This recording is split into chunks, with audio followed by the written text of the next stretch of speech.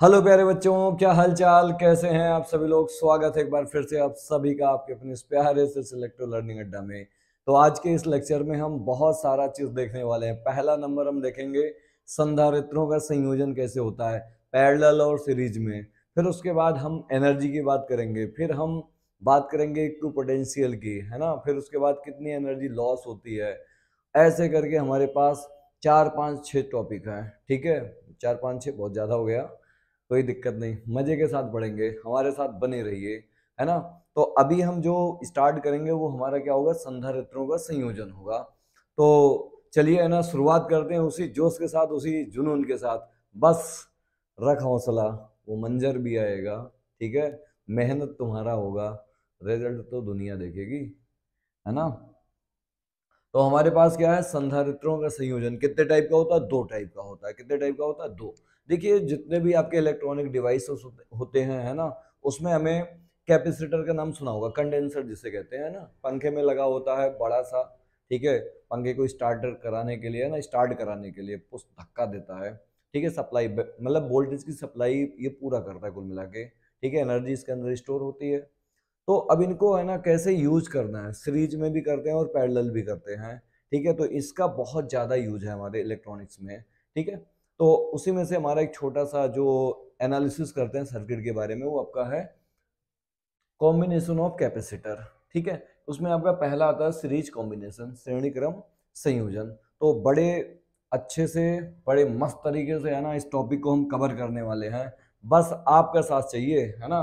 बदल देंगे पूरा, है ना, इतिहास रचेंगे यार, ठीक है। अच्छा, देखो हमारे पास क्या है, कैपेसिटर है। बात समझो, मान लो ये पहला कैपेसिटर है, ये आपके पास दूसरा कैपेसिटर है, ये आपके पास तीसरा कैपेसिटर है, ठीक है। हमारे पास 3 कैपेसिटर हैं। ये मान लो आपका है C1, ये आपका है C2, ये आपका है C3। यदि पहले कैपेसिटर का दूसरा सिरा दूसरे वाले के पहले सिरे से जोड़ दिया जाए, और दूसरे वाले कैपेसिटर का दूसरा सिरा तीसरे वाले के पहले सिरे से जोड़ दिया जाए, ये जो आपको क्रम मिलेगा, इस क्रम को कहेंगे श्रेणी क्रम। कौन सा क्रम कहेंगे, श्रेणी क्रम कहेंगे, ठीक है। और इसको हम अर्थिंग कर देते हैं एक साइड। क्या कर देते हैं, अर्थिंग, ठीक है। और इसको कहीं हम भाई पोटेंशियल से जोड़ देंगे, ठीक है, जहां पे पता चले। अब देखिए होता क्या है कि अगर हम यहाँ पे पोटेंशियल जनरेट करते हैं, इनके टर्मिनल के अबाउट वी लगाते हैं, ठीक है।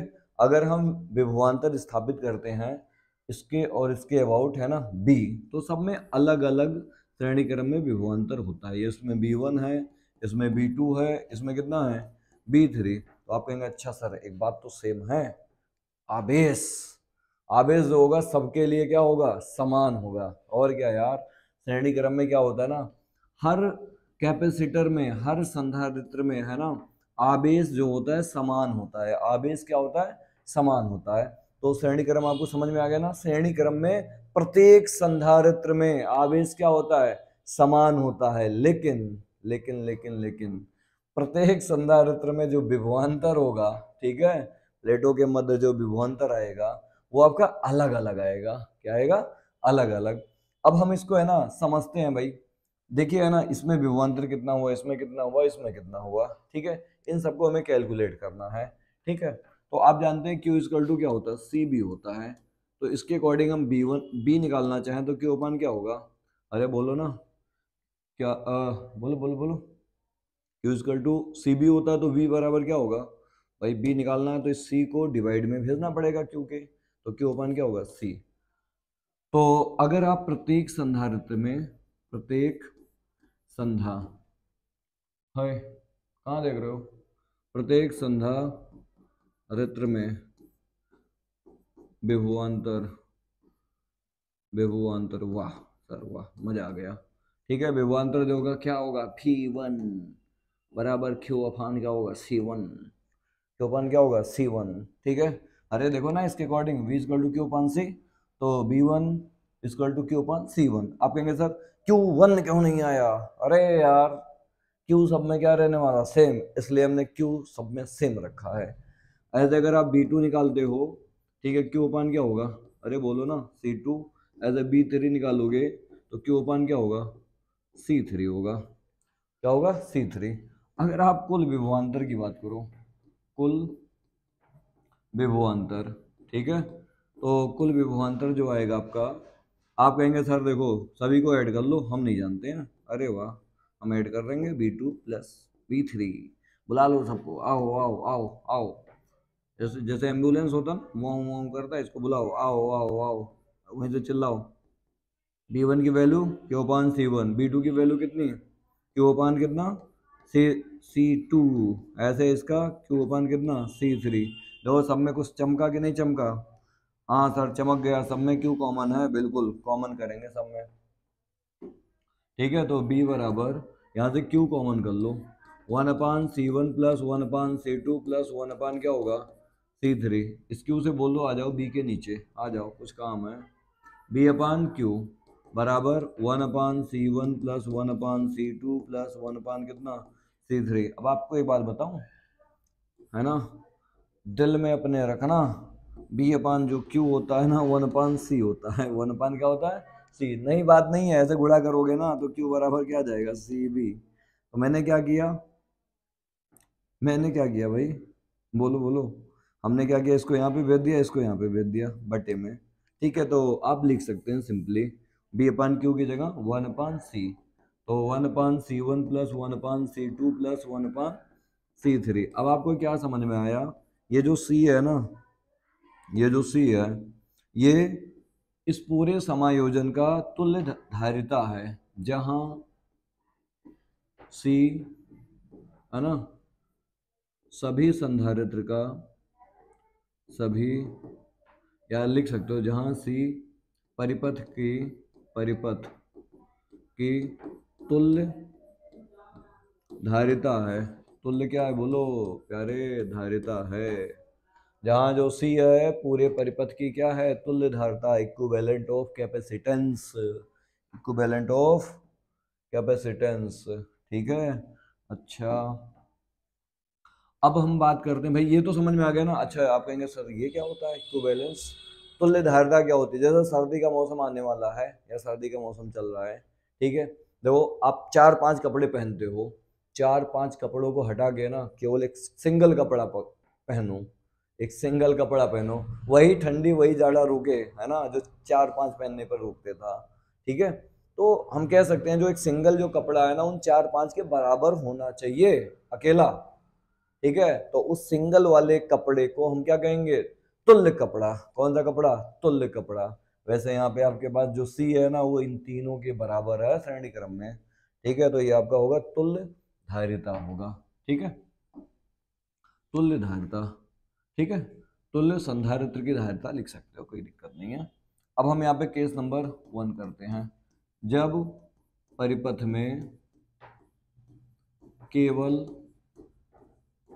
2 धारिता हो, कितने हो, 2 धारिता हो। अच्छा C1 एंड C2 हो, ऐसे करके ये C1 हो गया भाई साहब, और ये आपका हो गया C2। ठीक है, इनका तुल्य धारिता अगर निकालना तो आप कहोगे सर 1/C बराबर 1/C1 प्लस 1/C2। ठीक है, और इनको अगर थोड़ा सॉल्व किया जाए, ऐसे क्रॉस मल्टीप्लाई करोगे, इसका गुणा इधर होगा C2 और इसका गुणा इधर होगा C1, और नीचे क्या आएगा C1 इंटू C2। अच्छा सर, इनको पलट दो, पलट पलट पलट पलट, C1 C2 अपान कितना, C1 प्लस C2। आपको ये याद नहीं रखना, आपको ये रिजल्ट याद रखना है। ठीक है, प्रूफ तो इसी से किया है। आपको ध्यान रखना, ऊपर मल्टीप्लाई कर देते हैं पैरेलल सीरीज के केस में, जब श्रेणी क्रम में होते हैं, दो केवल, केवल भैया दो, कितने, दो, है ना। तो हम क्या करते हैं, ऊपर मल्टीप्लाई करते हैं और नीचे क्या करते हैं, प्लस करते हैं। और कुछ नहीं करना, नहीं आपसे गलतियां हो जाएंगी। ठीक है, अच्छा सर, यदि, ठीक है, एक समान संधारित्र, संधारित्र, ठीक है, यदि एक समान संधारित्र C1, है ना, श्रेणी क्रम में n बार लगे हों, n बार लगे हों, कितनी बार लगे हों, n बार। तो ऐसे करके C1 C1 C1 C1 ऐसे करके, ठीक है, C1 है भाई, ठीक है, ऐसे करके कितनी बार लगे हैं ये, C1 n बार है टोटल, तो इनका जो कैपेसिटेंस आएगा इक्वल है ना C1/n आएगा। मतलब एक कैपेसिटर ले लेना, जितने लगे होंगे उसे डिवाइड कर लेना, दैट इज आंसर। ठीक है, तो आपने क्या सीखा इसमें? समांतर में समांतर कह रहा हूँ, श्रेणी में, श्रेणी क्रम में सभी संधारित्र में आवेश क्या होते हैं? सेम होते हैं। विभवांतर क्या होते हैं? अलग अलग होते हैं। विभवांतर हम पहले निकाल लेंगे, सबका V1 V2 V3, कुल विभवांतर से बात कर लेंगे, फिर Q कॉमन हो जाएगा ऐसे। ठीक है, फिर Q को B के पास भेज देंगे, कहेंगे सर यही तो 1/C होता है। ठीक है, और आ जाएगा अपने पास एक रिलेशन केवल 3 के लिए, 1/C बराबर 1/C1 plus 1/C2 plus 1/C3। अगर 2 होंगे तो 2 के लिए ऊपर मल्टीप्लाई करेंगे, नीचे क्या करेंगे? प्लस। और अगर भाई n बार लगे हैं तो आप जो कैपेसिटर होगा, ठीक है, उसमें n से डिवाइड कर देना। 4 बार लगे हैं तो 4 से डिवाइड, 3 बार लगे हैं तो 3 से डिवाइड। ठीक है, अच्छा सर, एक क्वेश्चन समझो। जैसे अगर आपके पास आ गया, ये है 3 माइक्रोफैरड, तो ये आपके पास है 6 माइक्रोफैरड। ठीक है, अब आपसे बोल दिया गया ये ए है, ये बी है, सी ए बी निकालिए, ए और बी के बीच का तुल्य क्या? धारिता। तो आप कहो ना सर ये तो श्रेणी समांतर में है, श्रेणी में लेना था यार। ठीक है, हाँ, ये और ये तीन 3 माइक्रोफैरड है, और ये कितना है? 6 माइक्रोफैरड है। ठीक, तो ये और ये श्रेणी क्रम में है, तो आप क्या करेंगे? ऊपर गुणा करेंगे और नीचे प्लस कर लेंगे। 18 बटे कितना आएगा? 9, कटे जाएंगे, कितना आया? बोलो ना, 2 माइक्रोफैरड आया। कितना आया? 2 माइक्रोफैरड। तो हम इस तरह से है ना कैपेसिटेंस को हम सॉल्व करेंगे। अब आप कहेंगे सर अभी आप कह रहे थे n बार लगे हों, वो क्या चक्कर है? जो हमारे कहने का मतलब, अगर ऐसे करके ऐसे करके ऐसे करके मान लो 2 माइक्रोफैरड ये भी है, 2 माइक्रोफैरड ये भी है, 2 माइक्रोफैरड ये भी है, 2 माइक्रोफैरड ये भी है। ठीक है, तो इनका तुल्य धारिता निकालना होगा, तो देखो कितनी बार लगे? 4 बार। कितनी बार है? 4 बार। तो केवल एक धारिता ले लो, C1 अपान क्या करते हैं? n। C1 की जगह 2 है भाई, सबका सेम है ना, तो 2 बटे कितना? n कितने हैं? 1 2 3 4, 4 से आप डिवाइड कर दो, खचाक खचाक कट गया। ठीक है, 1/2, 2 से डिवाइड करेंगे, 0 पॉइंट कितना आएगा? 5 माइक्रोफैरड आएगा। अच्छा, तो आप कहेंगे सर ये बात क्लियर है, श्रेणी क्रम में संधारित्र को जोड़ने पर संधारित्र का मान क्या होता है? घटता है। सोचो अगर आपके पास है ना 10 माइक्रोफैरड के 2 संधारित्र हैं, ठीक है, और आपके पास मतलब और आपके पास है ना, मतलब मार्केट में भी अगर जाते हैं तो मार्केट में शॉर्टेज है, महंगा है कुल मिला के। ठीक है, और आप सोचो आपके पास 10 माइक्रोफैरड के 2 कैपेसिटर हैं, संधारित्र हैं, उसको 5 मतलब 5 माइक्रोफैरड का बनाना है संधारित्र। तो आप क्या करेंगे? देखो श्रेणी क्रम में हमने देखा घट जाता है मान, इसका 3 है, इसका 6, सॉल्व किया, कितना आया? 2। ठीक है, रिजल्टेंट जो लास्ट में आया वो 2 आया। तो हमारे पास एक 10 है, क्या है? दूसरा वाला 10 है। तो अगर हम उसको श्रेणी क्रम में जोड़ दें, 5 माइक्रोफैरड का बनाना है, ये भी 10 है, ये भी 10 है माइक्रोफैरड। ठीक है, तो इनका जो आएगा भाई, 2 10 है बटे कितना? 2, 5 माइक्रोफैरड का बन जाएगा। कैसे बनेगा? अगर आप इनको किस में जोड़ते हो?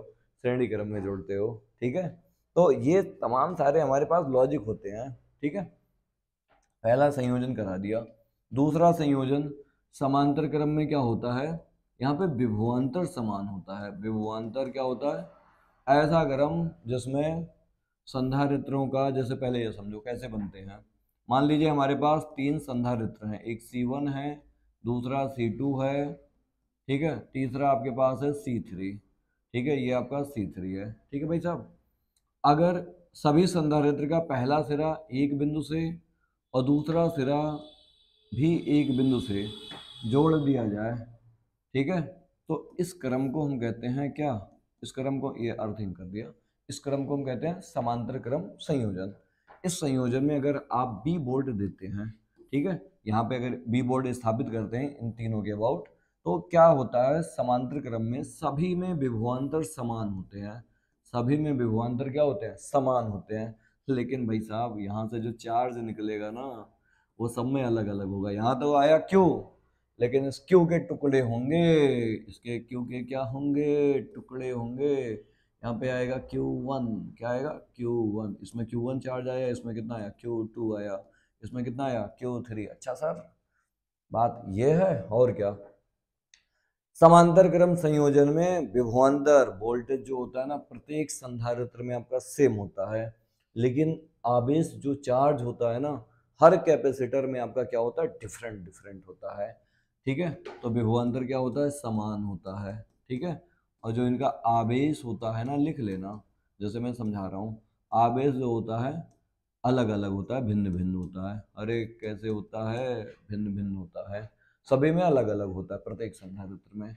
ठीक है, तो अगर हमने मान लिया C1 C2 C3 किस क्रम में जुड़े हैं, समांतर क्रम में है, समांतर क्रम में है। ठीक है, अगर भाई साहब समांतर क्रम में हैं तो हम आवेश निकालते हैं सब में, आवेश, इसमें आवेश कितना आएगा, Q1 बराबर, बोलो ना, C1B। अरे यार Q बराबर क्या होता है, CB होता है ना, तो यहाँ Q1 रखेंगे तो यहाँ C1, क्योंकि B सब में क्या रहने वाला है, सेम रहने वाला है। ठीक है, अच्छा ऐसे आप Q2 अगर निकालते हैं तो C2V, ऐसे Q3 निकालेंगे तो C3B। अगर हम कुल आवेश की बात कर लें, कुल आवेश, अगर हम कुल आवेश की बात करें भाई, कुल आवेश आपका कितना होगा, कुल आवेश की बात करते हैं यार, अरे मिटे जा नहीं मिट रहा, बुरा मान गया मुझसे। कुल आवेश की अगर हम बात करें Q, ठीक है, तो आप सबको ऐड कर देंगे, Q1 plus Q2 plus Q3। ठीक है, सभी को क्या करना पड़ेगा, ऐड करना पड़ेगा। ठीक है, और आओ यहाँ पे मान रखते हैं सबका, Q इजकल टू, Q1 का मान कितना है, C1B प्लस Q2 का मान क्या है, बोलो ना, C2B, और इसका मान C3B। कुछ चमका कि नहीं चमका, सब में जो B कॉमन है ना, बुला लो बाहर, आ जाओ। तो C1 plus C2 plus C3, B को ढकेल दो इधर Q के नीचे, किसके नीचे, Q के नीचे। ठीक है, तो Q अपान कितना होगा, B, C1 plus C2 plus C3। ठीक है, अच्छा यही तो आपका होता है C, Q अपान V बराबर क्या होता है, C। अरे होता है ना, Q बराबर क्या होता है, CB, तो आप B को नीचे भेज दो तो आपका आएगा C। ठीक है, तो यहाँ पे आप क्या लिख सकते हैं, C1 plus C2 plus C3। ये जो C है ना, यही आपका तुल्य संधारित्र की तुल्य धारिता है, जहाँ C परिपथ में लगे संधारित्र की तुल्य धारिता है, तुल्य धारिता है। ठीक है, वही बात है, 3 कपड़े पहन के आओ, 4 पहन के आओ, तो उसके बराबर एक सिंगल कपड़ा अगर काम कर जाए तो वही आपका क्या होगा, तुल्य धारिता होगा। ठीक है, अब हम बात करते हैं आवेशित चालक की वैद्युत स्थितिज ऊर्जा पर। ठीक है, अच्छा ये तो समझ में आ गया ना। हाँ, तो हम इसमें एक दो क्वेश्चन थोड़ा फटाफट कर लेते हैं। अगर मान लीजिए ऐसे करके कैपेसिटर है, थोड़ा बात समझो यार, मजाक हमेशा नहीं चलता है। बताओ, ए है, ये बी है, ठीक है, इनको एक मान लो बैटरी से हम जोड़ देते हैं, ऐसे करके लगा देते हैं, मान लो इनके अबाउट है ना, हम लगाते हैं 20 वोल्ट। ठीक है, ये आपका, बोलो बोलो कितना है, 2 ओम नहीं है जी, ठीक है, ओम नहीं है, माइक्रोफैरड है, ये 3 माइक्रोफैरड है और ये 6 माइक्रोफैरड है। ठीक है, प्रत्येक क्वेश्चन क्या है, पहले नंबर निकालना है तुल्य धारिता। ठीक है, अच्छा हमारे वीडियो कुछ और भी हैं, इस पर क्वेश्चन है, ठीक है, मैं करा रखा हूँ, उसको आप देख लेना ध्यान से। और सेकंड नंबर तुल्य धारिता है, और आपको कुल आवेश निकालना है, कुल आवेश। और थर्ड नंबर है प्रत्येक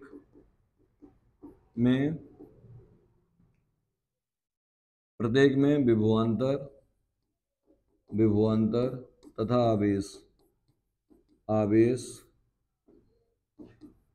ज्ञात करना है। ठीक है, डायग्राम में ही कर दूं पूरा क्वेश्चन आपको, तो चलो है सुनो, अगर ये बात बोला जाए या ना बोला जाए तो आपको निकालना ही पड़ेगा, अगर ये क्वेश्चन कर रहा है ये वाला लास्ट वाला। ठीक है, ध्यान रखना। तो 3 माइक्रोफेरेड 6 माइक्रोफेरेड बताओ किस क्रम में है। अब हल में हम देखते हैं क्या आंसर देखेंगे और क्या देखेंगे। ठीक है, यहाँ पे बताओ 3 माइक्रोफेरेड और 6 माइक्रोफेरेड, 3 माइक्रोफेरेड और 6 माइक्रोफेरेड किस क्रम में है, बोलो किस क्रम में है। समांतर में है। समांतर में होते हैं ना तो ऐड कर लेते हैं, समांतर में होते हैं तो क्या करते हैं, ऐड कर लेते हैं। ठीक है, तो आपके हो जाएंगे 9 ओम। ठीक है, मैं बताऊं थोड़ा सिंपल क्वेश्चन कर दूं, चलो ठीक है जो हो गया। 3 माइक्रोफेरेड और 6 माइक्रोफेरेड किस में है, समांतर में है। समांतर में डायरेक्ट ऐड कर लेते हैं। ठीक है, 3 + 6 बराबर कितना आएगा, 9 माइक्रोफेरेड। इनका टोटल है 9 और ये 9 माइक्रोफेरेड तथा 2 माइक्रोफेरेड किस में होंगे, बोलो बोलो, सरणी क्रम में। सरणी क्रम में है तो इनका जो ये C1 था ये C2 आएगा। तुल्य धारता ही है और लास्ट वाले को हम C से ही डिनोट करेंगे। तो ऊपर गुणा कर देते हैं और नीचे प्लस कर लेते हैं। ठीक है, जब दो है ना श्रेणी क्रम में होते हैं बताया था, 18 बटे कितना आएगा, 11 माइक्रोफेरेड। ठीक है, अब आपको है ना आवेश निकालना है। क्या निकालना है, आवेश, कुल आवेश निकालते हैं। आप जानते हैं क्यू बराबर क्या होता है, सी बी। सी का मान आया 18 बटे कितना, 11 इंटू बी का मान कितना, 20। ठीक है, अब गुणा उड़ा कर लेना, जो आ जाए वही आंसर है। ठीक है, अगर सिंपल करना है तो यहाँ पे आप एक काम करिए, 22 बोल्ड कर दो इसको। ठीक है, तो यहाँ पे 22 आएगा, कट जाएंगे 2 बार, तो 18 का मल्टीप्लाई इसमें होगा 36। ठीक है, तो 36 माइक्रो कूलम, ये तो ना चार्ज आया, ये चार्ज यहाँ से निकलेगा क्यू। ठीक है, इसमें भी 36 आएगा और इसमें अलग अलग आएंगे, इसमें Q1 आएगा, इसमें कितना आएगा, Q2। मान लीजिए इसमें वोल्टेज का ड्रॉप B1 है, उसमें कितना B2 है। तो सोचो अगर हमने 22 वोल्ट लगाया, कुछ यहाँ पे ड्रॉप होगा, वो होगा कुछ। ठीक है, और अगर वो मिल जाए जो इतना यहाँ पे ड्रॉप हुआ, तो हम इसका आराम से निकाल सकते हैं। क्या कर सकते हैं, आराम से निकाल सकते हैं। देखो कैसे, अरे यार मस्त रहो, है ना। तो सीखना ही जिंदगी है ना। तो अगर आप है ना यहाँ पे क्या करते हैं यार, देखो थोड़ा इसको नीचे कर लेता हूँ डायग्राम को। देखो Q बराबर सी बी, हमारे पास टोटल चार्ज कितना है, 36 माइक्रो कूलम आया। ठीक है, अब हम बात करते हैं 2 माइक्रो फेरेड में विभवांतर। विभवांतर, ठीक है, देखो जब आपका टोटल चार्ज आए उसको यहीं से निकाल दो। ठीक है, इसमें क्यों तो सेम आएगा, क्योंकि ये और ये श्रेणी में है, तो श्रेणी में है तो इसमें और इसमें दोनों का चार्ज मिला के क्यू के बराबर होगा, लेकिन दोनों में चार्ज अलग अलग होंगे। क्यों, क्योंकि ये दोनों समांतर क्रम में है। अच्छा सर, बात ये है, हाँ और क्या। तो 2 माइक्रोफैरेड में विभवांतर की अगर हम बात करें V1, तो क्यू अपान क्या होगा, C1। Q Q Q Q कितना आया था उसमें, देखो ना, इसमें कितना है Q, और Q का मान कितना 36 बटे उसकी की धारिता कितनी है, 2, काट देंगे 18 वोल्ट आ जाएगा। लगाया कितना था 22, इसमें यूज हो गया 18 और बचा जो वो B2 में लिखेंगे 3 माइक्रोफैरेड तथा 6 माइक्रोफैरेड में विभवांतर। ठीक है, भी कितना होगा B2 बराबर, आप कहेंगे सर बात ऐसा है, आपने लगाया था 22 वोल्ट और खा गया वो 2 माइक्रोफैरेड वाला कितना 18 वोल्ट। अब जो बचा वही होगा, इसका कितना होगा 4 वोल्ट होगा। तो आपका आ गया B2 4 वोल्ट। सोचो इसका वोल्टेज पता चल गया। अब इसमें Q1 और हम सब Q1 Q2 निकाल सकते हैं। क्यों, Q1 बराबर क्या कर सकते हैं, B अपान C1। गलत, चार्ज बराबर क्या होता है C1B, और यहाँ पे Q2 जो होगा, ठीक है, C2B होगा। ठीक है, तो आराम से आप यहाँ पे लिखिए Q1 जो आएगा, C1 का मान कितना है उसमें 3 माइक्रोफैरेड और V की वैल्यू कितनी है 4, मल्टीप्लाई करो कितना होगा 12 माइक्रो कूलम। सोचो आया कितना था इसमें, आया कितना था 36। ठीक है, हाँ इसमें आ गया कितना 36 में से 12, जो बचा उसमें जाएगा, या आप ऐसे भी निकाल लो, ये तो Q1 है। अगर आप Q2 निकालते हो ना तो Q2 बराबर क्या है C2B। C2B और C2 का मान कितना है देखो ना 6 है, और B की वैल्यू कितनी आई थी इसमें 4, गुणा करो कितना आएगा 24, 24 और 12 ऐड करोगे तो 36 ही होगा। ठीक है, यानी कि चार्ज जो रहने वाले हैं सेम रहने वाले हैं, चार्ज जो रहने वाले हैं क्या रहने वाले हैं, सेम रहने वाले हैं। ठीक है, तो ये एक न्यूमेरिकल था जो पूरा सब चीज इसमें कवर कर लेता है, कैसे चार्ज निकालना होता है, कैसे आवेश निकालना होता है, और कैसे तुल्यधारिता निकालनी होती है। ठीक है, अब हम आगे बात करते हैं आवेश चालक की वैद्युत स्थितिज ऊर्जा। आपने एक फॉर्मूला ऐसा कुछ कभी देखा होगा, हाफ सी बी स्क्वायर या हाफ, ठीक है, क्यू स्क्वायर अपान सी, ऐसा देखा होगा फॉर्मूला। ये हमें फॉर्मूला बनाना है। ठीक है, तो मान लीजिए, माना किसी समांतर प्लेट की संधारित्र की धारिता, माना समांतर प्लेट की धारिता, हाँ धारिता कितनी है, सी है, क्यू डैश आवेश देने पर, आवेश देने पर, है ना, विभवांतर, विभवांतर वी डैश होता है। अच्छा सर, तो आप बताओ है ना, क्यू बराबर कितना होगा, बताना जरा, क्यू डैश बराबर क्या होगा, अरे बोलो ना, वी डैश इंटू कितना, वी डैश इंटू कितना, सी। ठीक है, हाँ, अब क्या दिक्कत है, अब तो आराम से धीरे धीरे सारी बात कर लेंगे, वी डैश निकाल दो। अरे क्यू बराबर क्या होता है, सी बी होता है ना, तो वही लिखा है यार, इतना क्यों नाराज हो जाते हो, सी बी डैश, तो यहाँ से वी डैश का मान निकालो, क्यू डैश अपान कितना, ये डैश है, वन वन नहीं है, अपान सी। अगर डी क्यू आवेश देने में किया गया कार्य, किया गया कार्य, बहुत सिंपल तरीके से करा रहा हूँ। अगर हम है ना उसको और डी क्यू आवेश और देते हैं, ऐसा है कि हर पॉइंट पे जब जब चार्ज है ना हम देंगे तब तब उसका वर्क होगा। ठीक है, हम ऐसा है ना कि हम टोटल कैलकुलेट नहीं कर सकते हैं, तो हम कहते हैं कि सर डी क्यू चार्ज दिया लेकिन उसके पोटेंशियल में ज़्यादा डिफरेंस नहीं है। एक गिलास है, गिलास में ना एक बूंद पानी पड़ा, कोई ज़्यादा अंतर आएगा लेवल में, नहीं ना। वही चीज़ है, इतना वोल्टेज है, उसको डी क्यू चार्ज और दिया तो हमें छोटा सा वर्क मिल गया।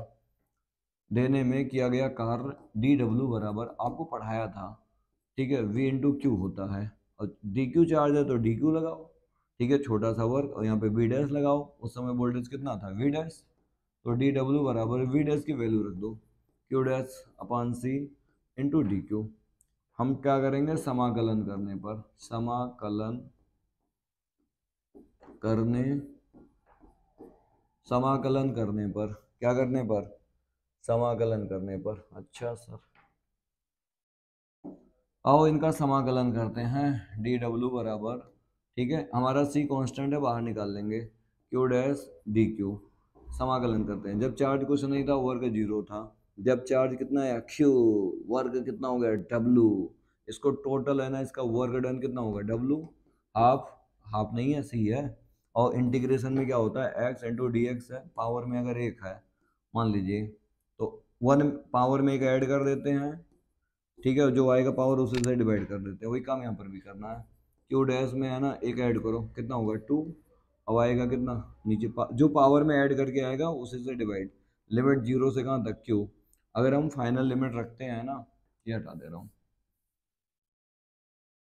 अगर मैं यहाँ पे है ना बात करूँ डब्लू इक्वल टू, तो है, देखो इस टू को बाहर बुला लो, आ जाओ, आओ आओ आओ, ठीक है, तो हाफ जे गए आगे चल, ठीक है, और हाफ, यहाँ पे देखिए पूरा का पूरा जो लिमिट होगा, क्यू डैश की जगह क्यू रखेंगे, क्यू स्क्वायर अपन क्या आएगा, सी, ठीक है, ये जो आया है यही कार्य, ठीक है, यही कार्य स्थितिज ऊर्जा, ठीक है, वैद्युत स्थितिज ऊर्जा, यही कार्य स्थितिज ऊर्जा, यहाँ पे वैद्युत लगा लो ज़्यादा अच्छा रहेगा क्योंकि आवेश है ना, यही कार्य वैद्युत स्थितिज, स्थितिज ऊर्जा के रूप में, ऊर्जा के रूप में संचित हो जाएगी, संचित हो जाएगी।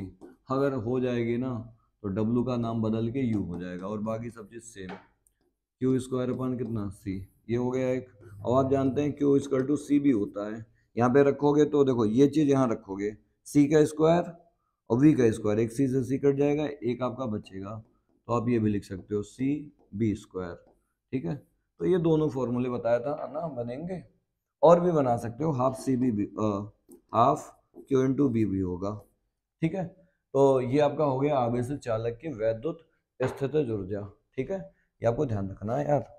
जैसे एक हमारे पास क्वेश्चन है आपके लिए, ये देखो, उस चालक की धारिता ज्ञात कीजिए जिस पर आवेश इतना है, संचित ऊर्जा कितनी है, 2 जूल है।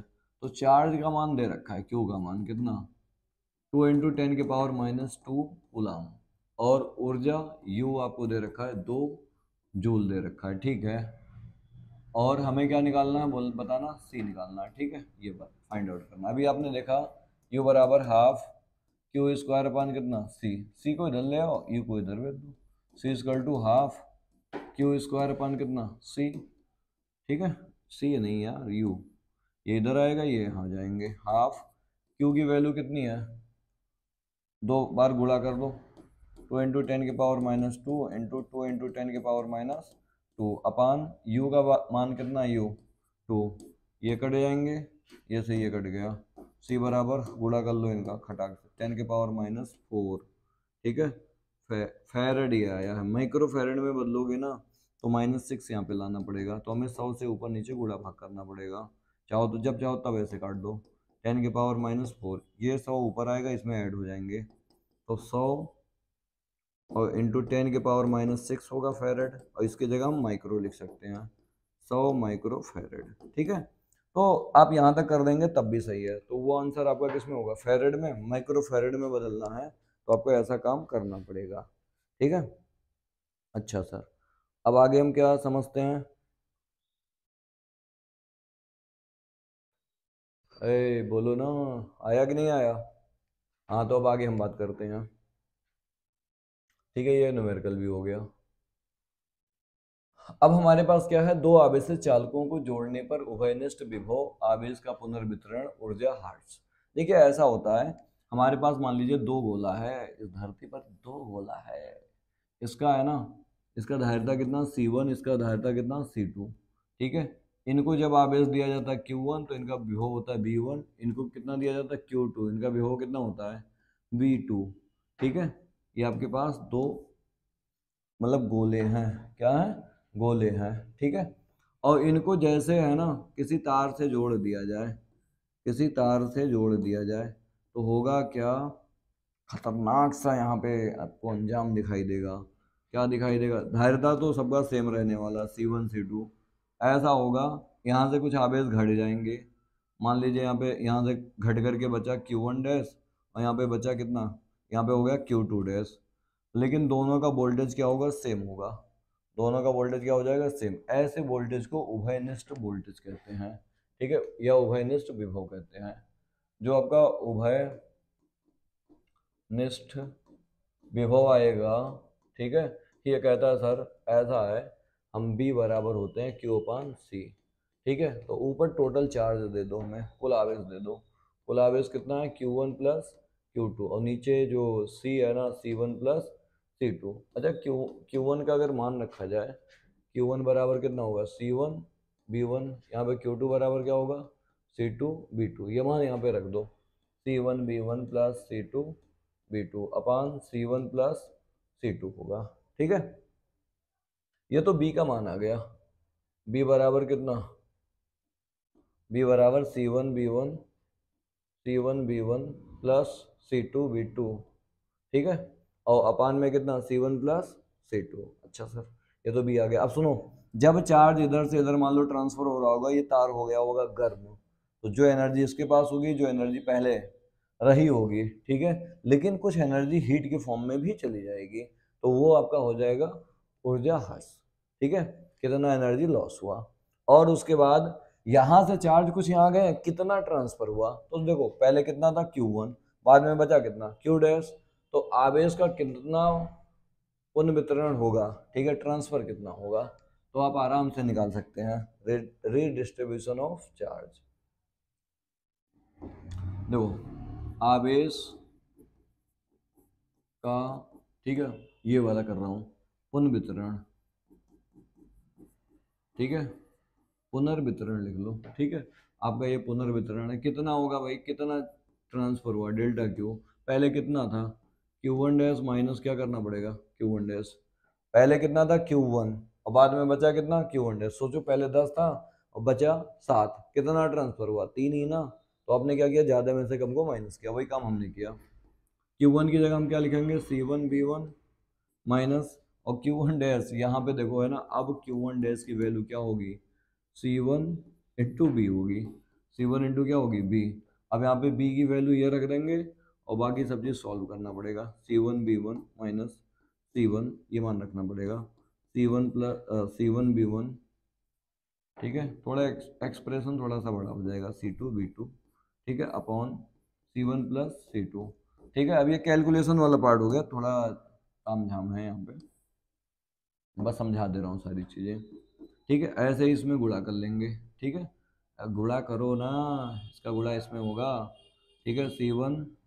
C1 का स्क्वायर B1 और फिर C2 का गुणा इसमें होगा, C2 C1 C2 B1, ठीक है, और इसका अंदर गुणा कर लो, C1 का स्क्वायर B1, इसका यहाँ पे गुणा होगा, माइनस का भाई माइनस से अंदर गुणा कर दो प्लस में, ठीक है, C1 C2 B2, नीचे आपका होने वाला है C1 C2।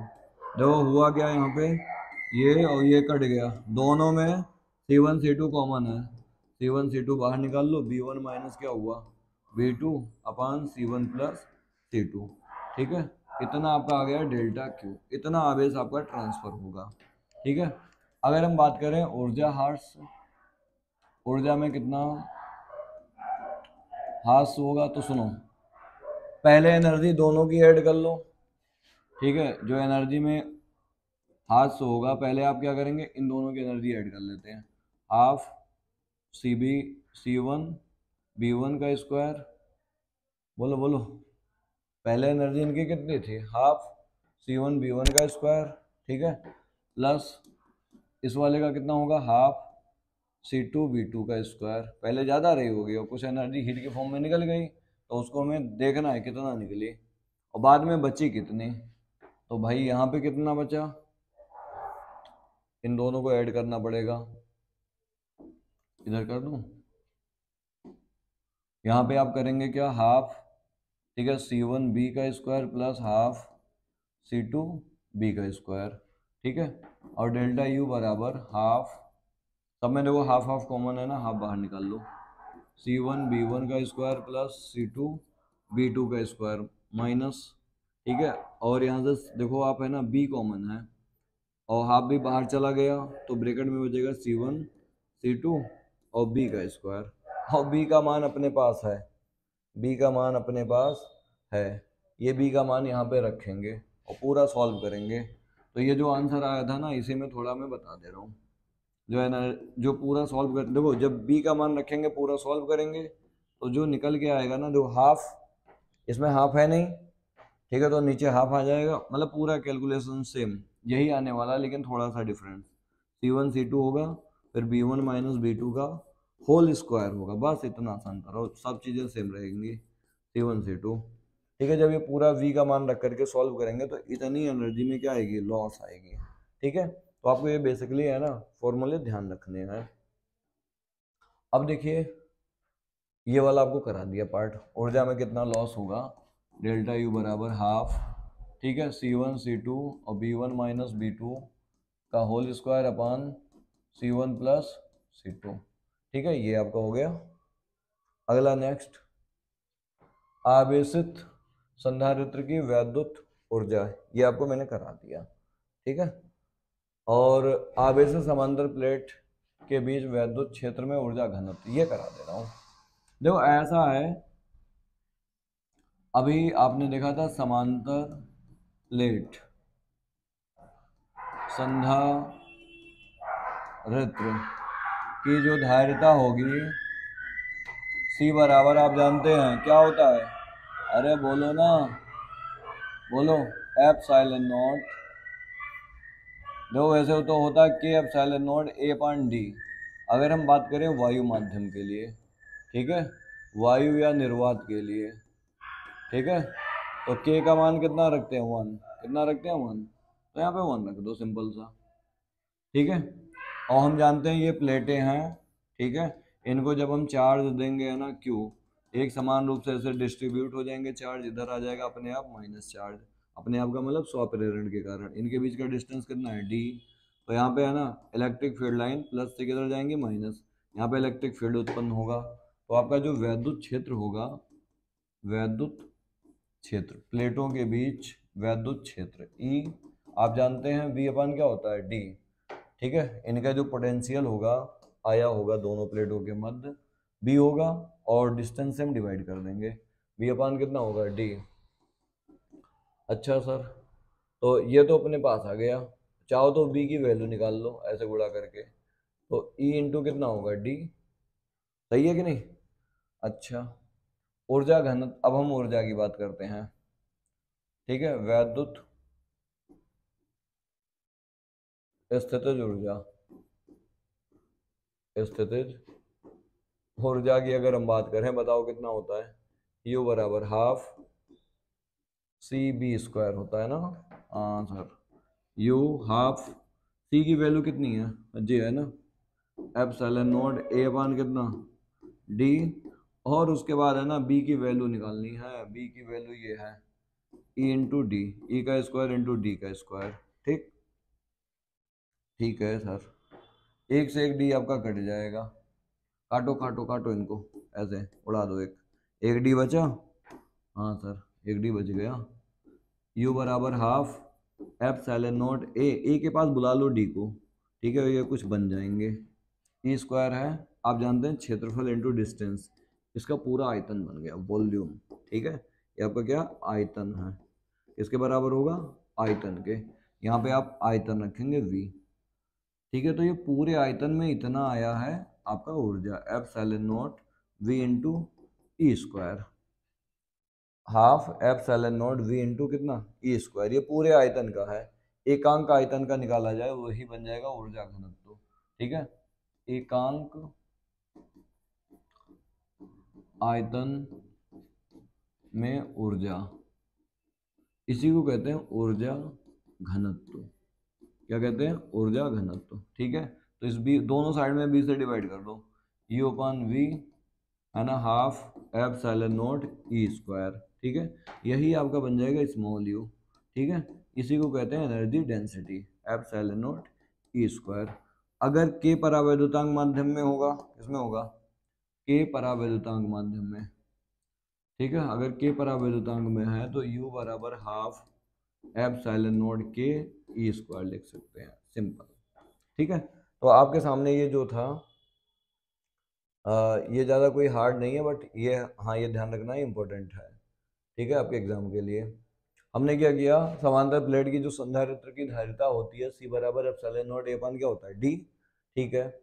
और जब इनको आवेश देते हैं ना तो इनके अंदर क्या पैदा होता है इलेक्ट्रिक फील्ड, क्या उत्पन्न होता है इलेक्ट्रिक फील्ड, और ये जो इलेक्ट्रिक फील्ड होगा ना बी अपान क्या होगा डी, बी अपान क्या होगा डी, ठीक है, बी अपॉन डी होगा, ऐसे मल्टीप्लाई कर देंगे, इसका गुणा इसमें करेंगे, ठीक है, इसका इसमें मल्टीप्लाई करेंगे तो B equal to E into कितना आएगा डी, ठीक। वैद्युत स्थितिज ऊर्जा U equal to half C B square, U equal to क्या होगा सी बी स्क्वायर, ठीक है। तो ये हो गया, अरे यार देखो ना, ऐसे मल्टीप्लाई करेंगे तो वी वी इक्वल टू कितना आएगा ई इंटू डी, और वैद्युत स्थितिज ऊर्जा की ही बात करें तो यू बराबर आपका होता है हाफ सी बी स्क्वायर, सी का मान यहाँ से रख देंगे, ठीक है, और v का मान यहाँ पर रख देंगे, ठीक है, पूरा सॉल्व कर लेंगे, मिल जाएगा हमें है ना d से d कट जाएगा, इस d को a के पास बुला लेंगे, बन जाएगा आयतन, ठीक है। तो इससे ये समझ में आया, अच्छा पूरे आयतन का ही एनर्जी है, ठीक है, यहाँ पे जो एनर्जी है पूरे वॉल्यूम का है ये, एकांक आयतन में ऊर्जा अगर देखना हो, ठीक है, उसी को कहते हैं ऊर्जा घनत्व, ठीक है, उसी को क्या कहते हैं ऊर्जा घनत्व। एकांक आयतन में देखना है तो आपको आयतन से डिवाइड करना ही पड़ेगा, ठीक है। तो यही आपका है ऊर्जा घनत्व, ऊर्जा क्या है घनत्व, ठीक है, बात समझ में आई।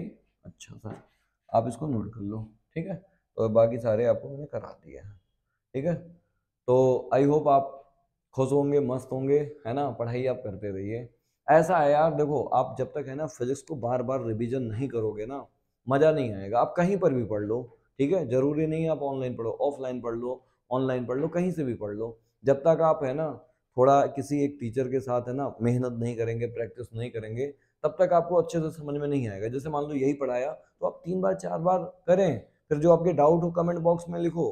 अगर हमें है ना वहां पर बताने लायक होगा वहीं पर बता दूंगा, ठीक है, कमेंट में भी बता दूंगा क्या दिक्कत है। अगर नहीं समझ में आया तो मैं बोल दूंगा हाँ आपके लिए एक वीडियो बना रहा हूँ, ठीक है, चाहे 2 मिनट का ही हो, लेकिन आप पहले कोशिश तो करो। समझ में आया ना? हाँ। तो अब आपसे मिलते हैं अगले नेक्स्ट नेक्स्ट क्लास में। ये तो थ्योरी का क्लास रहा, है ना। अब हम अगला चैप्टर पढ़ेंगे थ्योरी वाला, जो आपका वैद्युत धारा वाला है, ठीक है, वैद्युत परिपथ वाला। तो मिलते हैं अगले नए क्लास में, है ना। तब तक आप खुश रहिए, मस्त रहिए, और रिवीजन सबसे ज़्यादा करिए। एग्जाम में है ना रिवीजन ही काम आता है, बाकी दोस्त यार मम्मी पापा ये कोई काम नहीं आते हैं, ठीक है। हम अपने आप को बहुत समझाते हैं अभी बहुत टाइम है, हम यहाँ से पढ़ लेंगे वहाँ से पढ़ लेंगे, है ना। तो होता क्या है कि हमारे दिमाग में बहुत सारी चीजें गलत इंफॉर्मेशन स्टोर हो जाता है। अभी 3 महीने हैं, 4 महीने हैं, 5 महीने हैं, अरे पढ़ लेंगे क्या दिक्कत है, याद कर लेंगे, फिजिक्स है, ठीक है। स्टार्टिंग से सही से नहीं पढ़ोगे तो फिर आपको दिक्कत होगी, है ना। फिजिक्स याद नहीं होती है। जैसे कहते हैं ना, प्यार किया नहीं जाता हो जाता है, वैसे फिजिक्स से, ठीक है, समझ में जब आने लगता है ना तो समझ में आने ही लगता है, जबरदस्ती नहीं आएगा, ठीक है। तो फिजिक्स जब आती है तो खूब आती है, और नहीं आती है तो फिर नहीं आती है, कभी नहीं आती है, ठीक है। क्योंकि फिजिक्स में होता क्या है, जो दिखता है वही हम बोलते हैं, और जो होता ही नहीं ना यहाँ पे हम बात ही नहीं करते हैं। फिर ये चलता है कि अच्छा इनकी इनकी अवधारणा ये है, बट हम अपना निष्कर्ष उस पर निकालते हैं, बातें रखते हैं। जो दिखने वाला सब्जेक्ट है एक्सपेरिमेंटल, वो आपका फिजिक्स ही है, जिसमें आपको बहुत सारी चीज़ें सिखा के जाता है, ठीक है। बस आप अपने आप को है ना थोड़ा ठान दो, है ना, करना है मुझे कुछ अच्छा, ठीक है। तो चलिए अब मिलते हैं अगले नेक्स्ट क्लास में।